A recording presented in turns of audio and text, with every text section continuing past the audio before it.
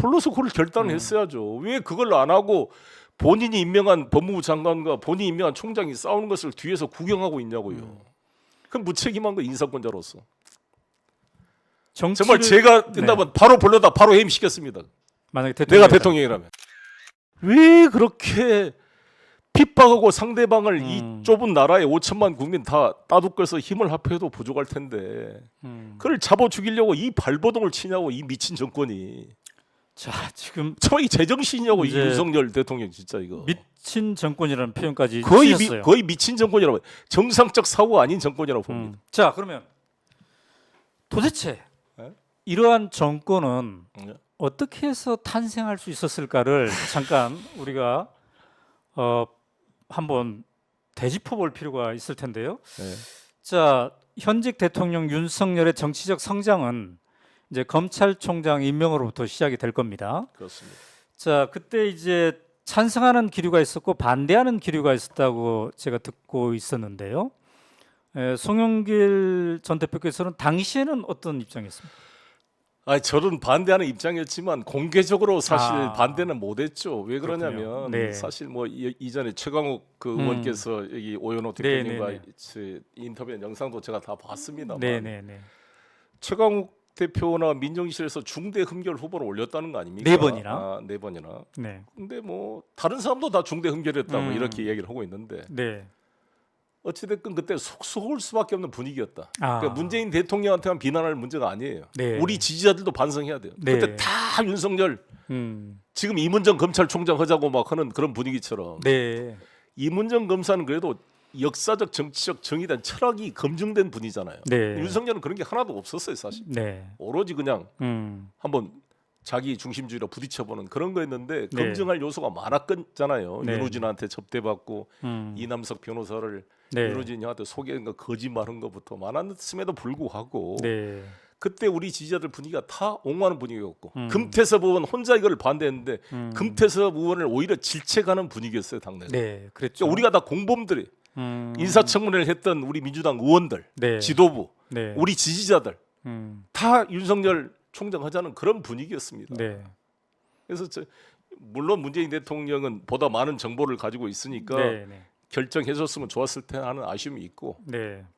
저는 누구의 잘못을 떠나서 지금 윤석열 대통령을 보니까 네. 문재인 대통령이 속을만 했겠더라고요. 여러분 영상 보십시오. 네. 그 윤석열 대통령 눈 하나 깜짝하지 않고 거짓말 하잖아요. 네. 나는 특활비 10원짜리 하나 쓴 거 없습니다. 음. TV 토론에 나와서 네. 우리 장모님 10원짜리 소리 시킨 게 없습니다. 오히려 사기 피해자입니다. 네. 너무나 그냥 뻔뻔하게 얼굴을 막 두리두리 하면서 이렇게 거짓말을 하니까 네. 속아 넘어갈 만했죠. 네. 이렇게 호소했다는 거 아니에요? 문재인 대통령 쪽에. 네. 자기는 이명박 박근혜를 구속시킨 사람이고 양승태 대법원장도 구속시켰고 네. 이렇게 적폐 수사 앞에 썼는데 나는 이 정권과 운명을 같이 할 수밖에 없습니다. 네. 저쪽이 정권 잡으면 자기가 공적 1호가 될 텐데 그런 얘기를 했다. 제가 어떻게 문재인 대통령을 배신하겠습니까? 이렇게 했을 거 아니에요. 네. 그럼 이 순진한 문재인 대통령이 속아 넘어갈 만하죠, 사실. 자, 이제 속았다는 표현도 이제 있지만, 근데 속았다는 거는 실체를 잘 몰랐을 때 속았다라는 말이 성립이 되잖아요. 네. 근데 이제 그 후 진행되는 과정을 보면 실체를 상당히 알았음에도 불구하고 그렇습니다. 어떻게 정리를 하지 못한 그런 상황도 펼쳐진 것 같아요. 지난번에 최강욱 의원의 오연호 가무다 출연해서 쭉 나온 얘기를 보면은요. 예를 들어서 2019년 9월에 이른바 대호 프로젝트라는 것들이 있었고 그 실체를 파악한 최강욱 당시 공직기강 비서관이 문재인 대통령에 보고를 했다는 거 아니겠습니까? 네. 그랬더니 깜짝 놀랐다 이렇게까지 얘기를 했잖아요. 그래서 아까 그런 표현했어요. 딴 생각을 하고 있는 게 아닌가. 예. 이제 그 와중에 나온 게 이른바 대호 프로젝트입니다. 예, 예. 윤석열 검찰총장이 스스로 예. 대권을 꿈꾸고 있는 게 아닌가. 그래서 세력화를 하고 있지 않는가. 이게 대호 프로젝트인데 그 얘기를 청와대에 근무할 때 들어본 적도 있습니까? 그렇죠. 이제 그런 식의 움직임을 보이고 다니니까 네. 그 전까지 잠잠했던 사람들이 이제 하나둘씩 일종의 제보를 하기 시작하는 거예요. 아까 말한 이제 그 임명장 받은 직후에 네. 식사에서 자연소에서 보이는 그 불손한 언행부터 시작해서 네. 그 다음에 또 저기 중앙지검장 시절에 네. 그 역술인을 대동하고 아. 언론사 사장들을 만난 얘기 네. 뭐 그런 것들이 그때 이제 이미 들어왔죠. 저희 귀에 들어왔고 네. 그런 부분들을 또 대통령도 알고 계셨고 대통령은 어떻게 알고 제가 보고를 드렸으니까 문재인 일이 대통령한테 있습니다. 직접 대호 예. 프로젝트에 대해서 보고를 했습니까? 대우 프로젝트 전반을 알 수는 없지만 네. 지금 법조 일각에서 네. 그 중앙지검장 시절의 행각에 대해서 이러이러한 얘기가 지금 제보가 되고 있습니다. 그리고 실제로 그 행적이나 이런 것들을 다른 상황들하고 비춰보면 사실 가능성이 높다. 그랬더니 실제로 이렇게 움직이는 것 대통령은 같다. 뭐라고 하던가요? 묵묵히 듣고만 계셨습니다. 굉장히 놀라는 표정으로 듣고만 음. 계셨고 추가로 조금 더 들리는 확인될 수 있는 사실인지도 파악해봐라. 그래서 많은 분들이 그런 얘기를 하더라고요. 이제 몰랐을 때는 그렇다고 치고 예. 알았음에도 불구하고 왜 정리를 잘 못했을까? 그 대목에 대해서는 어떻게 생각하십니까? 그것도 의문이죠. 그러니까 도대체 무슨 약점이 있어 그렇게 끌려다녔을까? 아니면 무슨 이해가 안 되는 거죠. 그리고 네.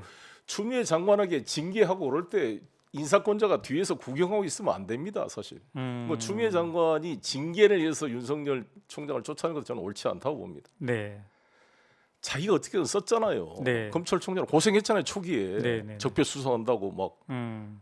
이명박 박근혜 구속 기소하고 뭐 네. 200여 명을 뭐 수사했다는 거 아닙니까? 네. 그럼 불러다가 네. 대통령이 불러다가 윤 총장 그동안 고생했어. 네. 그러나 음.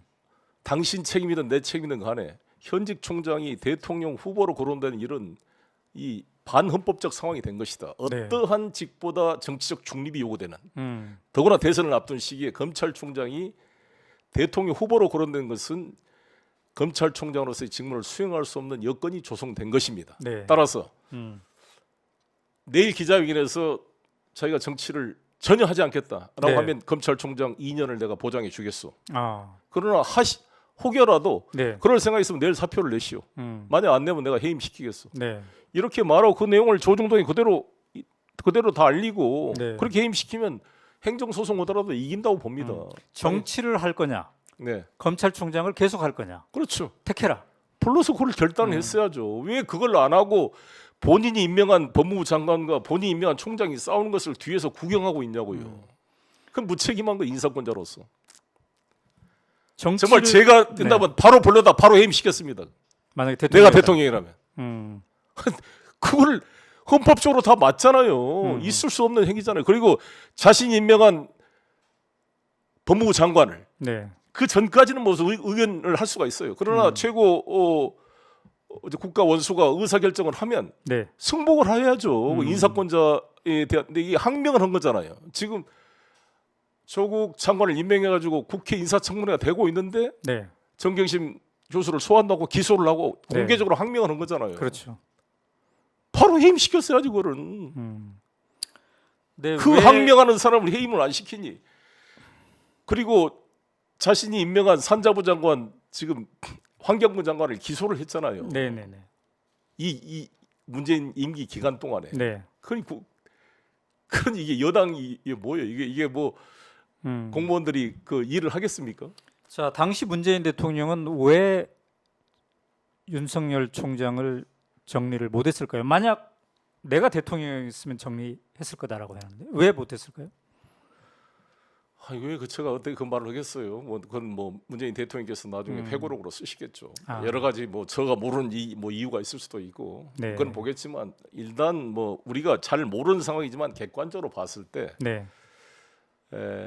말씀드린 대로 개인적 이해를 떠나서 검찰총장이 대통령 후보로 나가는 것은 우리 헌정사에 있어서는 안 될 일입니다. 그렇죠. 그렇잖아요. 네. 그럼 앞으로 어떻게 되겠어요? 이 검사들이 검찰권을 이용해서 정치적 목적으로 활용을 하게 되면 이 국가의 법 질서가 다 무너지는 거잖아요. 네. 그러니까 지금 한동훈 장관부터 군사 독재 시절에도 법무부 장관이 나와가지고 특정 사건에 저렇게 노골적으로 정파적 의견을 표명한 적이 없습니다. 네. 개별 특별 사건을 이야기하면 담당 수사 검사가 법과 원칙에 따라 잘 수사할 거라 믿습니다. 이게 정답이었거든요. 네.